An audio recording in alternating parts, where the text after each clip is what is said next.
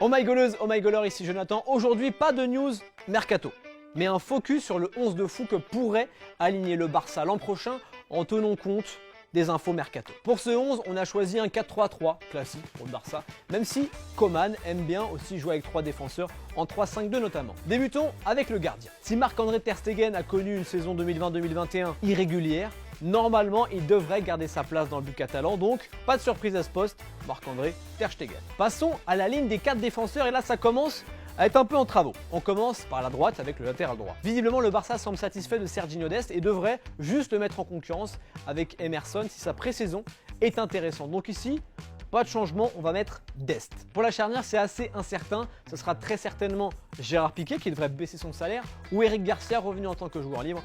Et l'un des deux associé à une recrue, donc Piqué ou Garcia pour le premier défenseur central. La presse espagnole pour l'autre défenseur central cite pas mal de noms, mais selon Mundo Deportivo, les pistes les plus probables sont celles menant à Aymeric Laporte, Mathys de Ligt ou Jules Koundé. Et la piste qui prend le plus en plus d'épaisseur ces derniers temps, c'est celle de Koundé.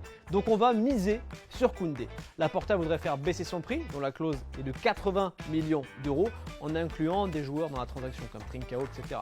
Il est malin le gars. Côté gauche, pas de surprise, normalement ce sera Jordi Alba. Procès Gaïa est jugé un peu trop cher par le Barça et donc Alba va faire un effort sur son salaire et il sera côté gauche. Passons maintenant au milieu de terrain et je crois que je vais en blesser plus d'un en commentaire. J'aime beaucoup Sergio Busquets, je l'aime beaucoup. Ça va mieux après une mauvaise passe, mais il pourrait sortir du milieu à 3 du Barça la saison prochaine. Puisque vu les infos qui circulent en Catalogne, Ilkay Gundogan serait en discussion avancée avec le Barça. Son oncle et agent s'est même rendu dans les bureaux du club il y a peu.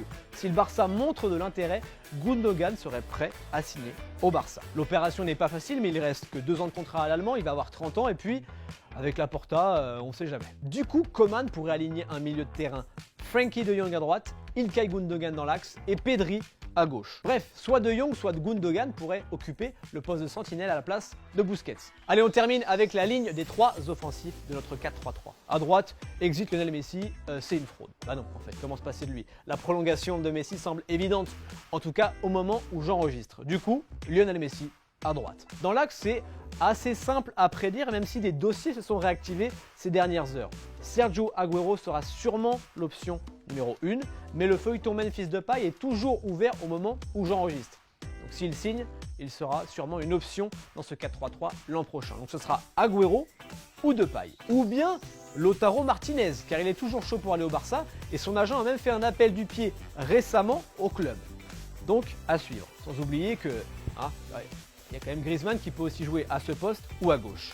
Bon, maintenant prenons des risques et faisons-nous détruire en commentaire avec le poste d'ailier gauche. Selon Mundo Deportivo, si Ousmane Dembélé ne veut pas prolonger cet été, le Barça pourrait lui trouver un remplaçant. Et le club pense à 2 noms, Raheem Sterling et Riyad Mahrez.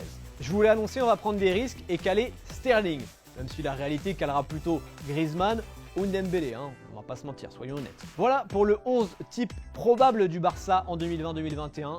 On est maintenant complet, un beau 4-3-3, peut-être pas très équilibré, notamment avec le milieu de terrain pour le taf défensif, il va falloir se parler. Mais bon, ça c'est le boulot du coach, c'est le boulot des joueurs, c'est pas le mien. Alors, que pensez-vous de ce 11? Est-ce qu'il est fort probable ou pas du tout, notamment au poste d'ailier gauche? Je veux votre avis en commentaire là-dessus.